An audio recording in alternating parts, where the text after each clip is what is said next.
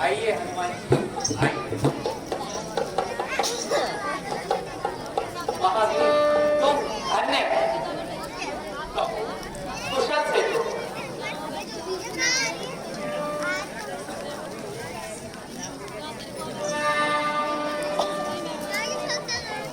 भगवान जब आपका आशीर्वाद मेरे साथ है तो मुझे कष्ट किस प्रकार का हो सकता है? हे पवन कहो, क्या कहीं जानकी का पता चला? हाँ भगवान, माँ सीता इस समय अशोक वाटिका में कष्ट में जीवन व्यतीत कर रही है। सिंगनी कठेरे में जैसे या असना जैसे दांतों में वैसे ही है वह सतवंती जो रजनी मत मातों में।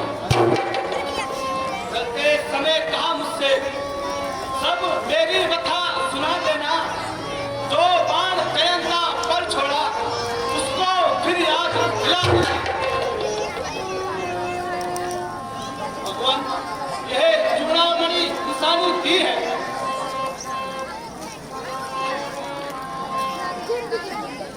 हे पवन सुत,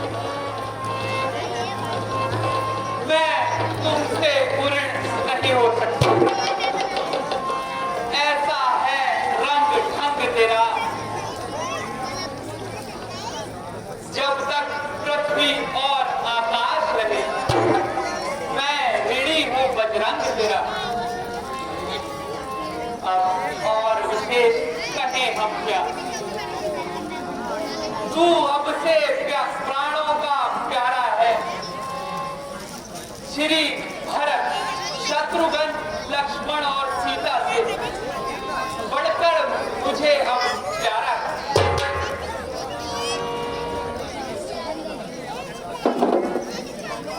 अच्छा सुग्रीव जी, अब क्या विचार? भगवान अब युद्ध भूमि में ही रावण से बातें हो गई। अब आगे चलने की तैयारी की जाए। जैसी तुम्हारी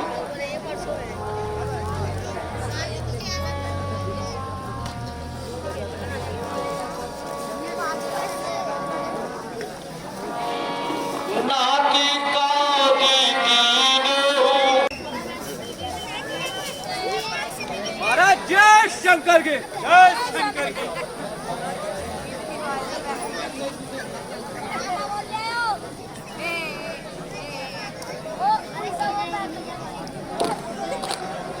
अफसोस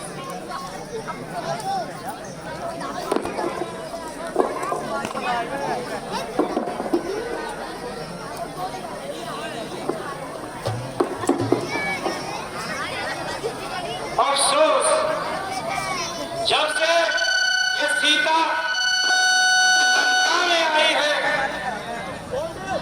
मेरा सारा आराम हराम हो गया है। न जाने वह कौन सी मनहूस खड़ी थी।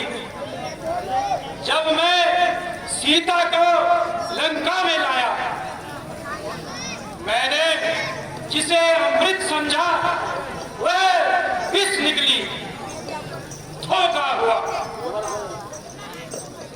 कपट हुआ। अब तो छुटकारा मिलना भी मुश्किल है। अगर मैं उसे छोड़ता हूं तो लज्जा की बात है, और रखता हूं तो बैर है।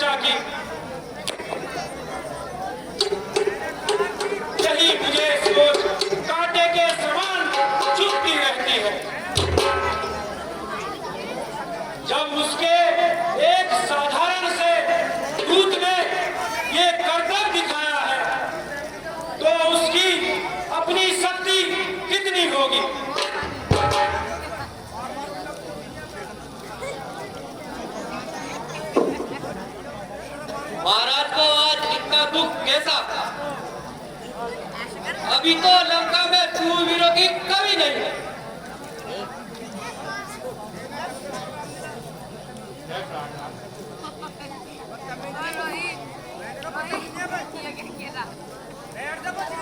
मैं भूमंडल के स्वामी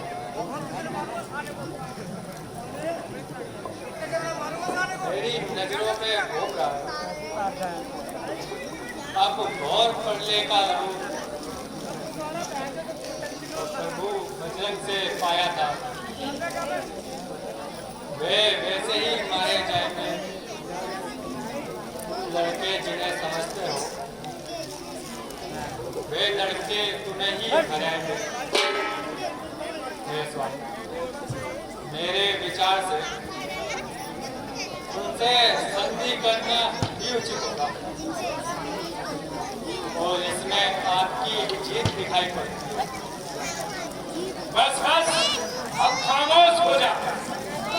तू मुझे कायर मत बना। वह सूर नहीं कायर है जो रण में पीछे हट जाए। वह मर्द नहीं ना मर्द है जो कहकर हाथ पलट जाए।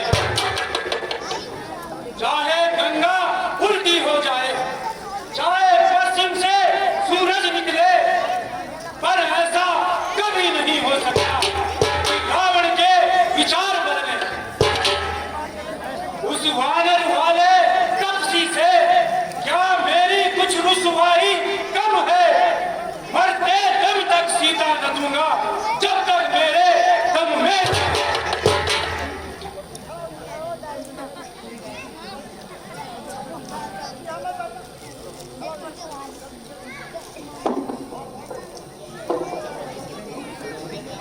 महाराज, यदि हनुमान चोरी छिपके आता है, लंका चला गया तो उसने कौन सा कमाल कर दिया? आखिर उसने भागकर ही जान बचाई। महाराज, लंका के वीरों का सामना करना कोई आसान बात नहीं।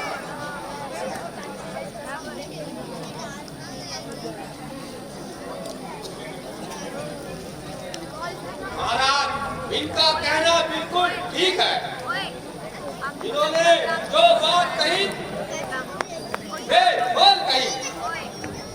भला उस वनवासी की इस पर मुंह करने की क्या जरूरत है? उनके लिए तो हमारा एक जग ही काफी है। हनुमान जैसे के लिए तो मैं अकेला ही बहुत हूँ।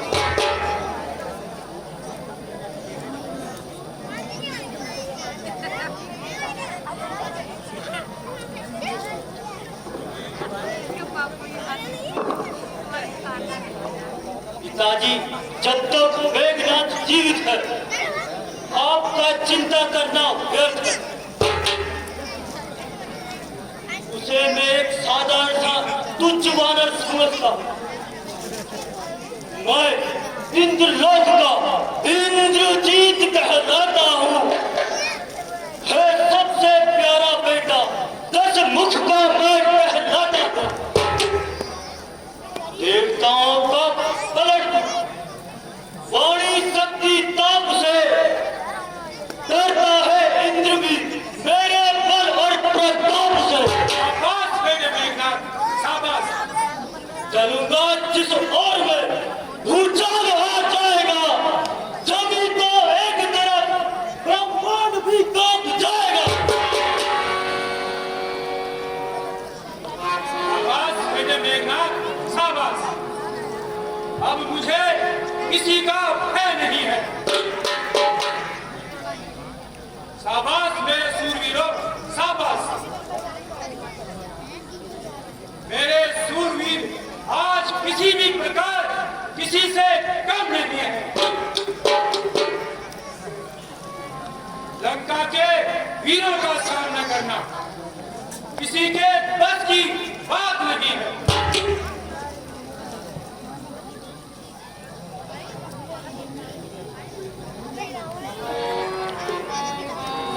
महाराज की जय हो।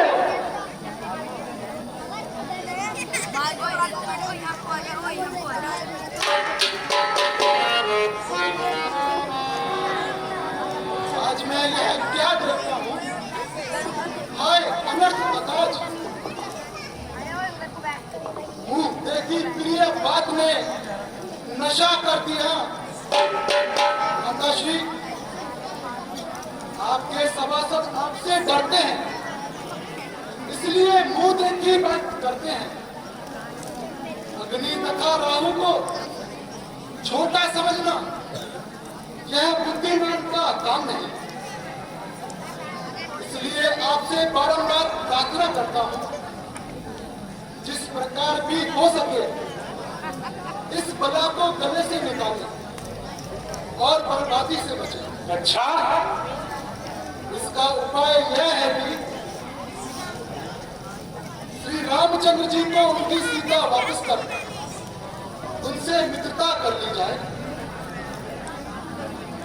आपने तो हनुमान की शक्ति देखी होगी, जिसके दूध में इतनी शक्ति हो तो वह स्वयं कितना शक्तिशाली होगा।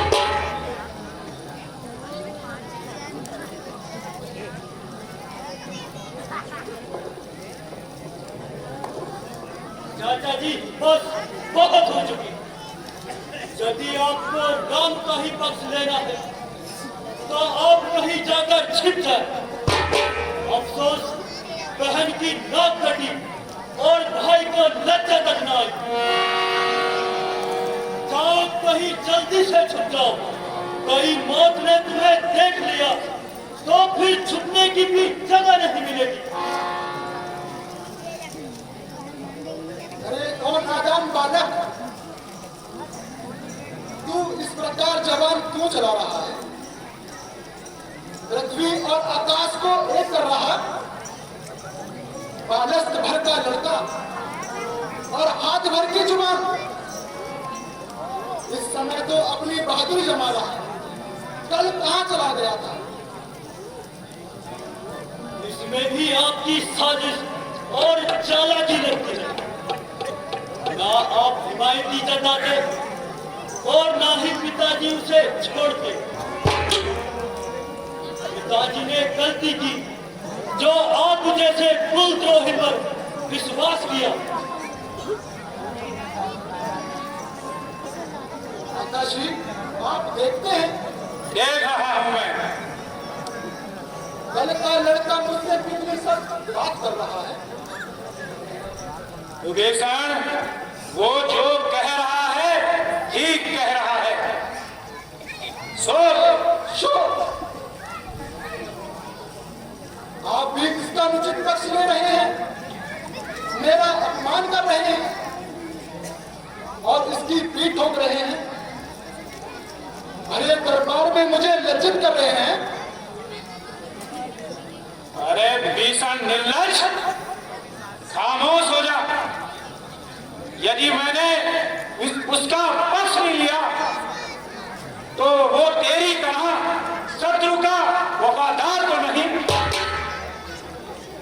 तेरी तरह देशद्रोही और कुलद्रोही तो नहीं। तू वास्तव में उस शत्रु का हितैषी है। हनुमान की वकालत करने पहले तू ही आगे आया था। जब मैंने उसका वध करना चाहा तो तू ही बीच में पड़ गया। और अब जब मेघनाथ ने राम से युद्ध की सलाह दी तो तू सिर पर चढ़ गया। जरा कोई उसके विरुद्ध बोलता है तो तू उसकी पैरवी करने लगता है। मुझे दुख इस कारण का है, तू अकारण ही मेरी बर्बादी पे तुला है। माताश्री, यह आपकी भूल है और मेरे इस संबंध में ऐसा विचार करना सर्वदा व्यर्थ है। ना मैं कुलद्रोही हूं और ना ही देशद्रोही, और ना ही मैं श्री रामचंद्र की तरफदारी करता हूं, बल्कि आपका सच्चा हितैषी और आपके पसीने की जगह अपना रक्त बहाने को तैयार है। आप व्यर्थ ही अपनी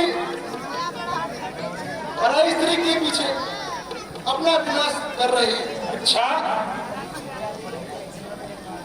विभीषण, जरा ये बता कि उन राम लक्ष्मण को क्या सूझी थी जो उन्होंने अकारण ही शूर्पणखा की नाक काटी?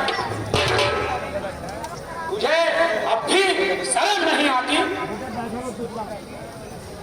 निसंदेह यही एक बात जिसने आपकी तबीयत इतनी भड़काई है।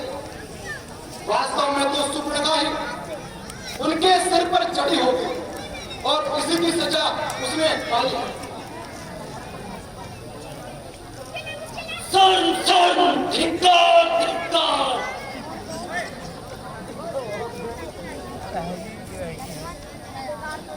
अरे विभीषण, जरा कान खोल के सुन। तेरे लिए चारों ओर से धिक्कार धिक्कार की आवाज आ रही है। तेरे अतिरिक्त मेरी सेना का प्रत्येक वीर मारने को तैयार है। इसलिए मुझे ये मालूम होता है कि तू शत्रु से मिला हुआ है। बस बस खामोश विभीषण हो। अनुचित है वध सहोदर को। यदि तेरी जगह कोई और होता तो अभी काट देता सबको। अरे कुलद्रोही, कायर, कपटी, ओझल हो जा मेरी नजरों से और उनको नीति सुना अपनी। जा मिल जा उन तपसी बच्चों से। जा दूर हो जा मेरी आंखों से। मेरी राज्य की सीमा के बाहर से बता।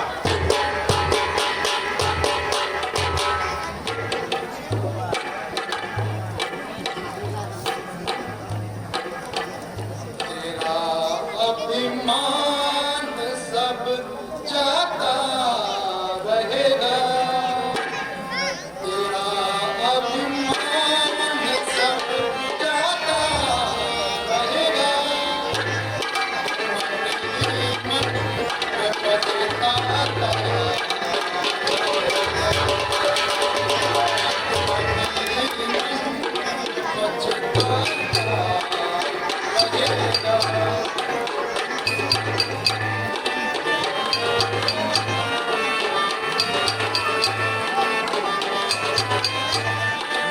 छुड़ाने से निकलेगा न कुछ काम। पछताने से निकलेगा न कुछ काम। समय जब हाथ से जाता समय जब हाथ से जाता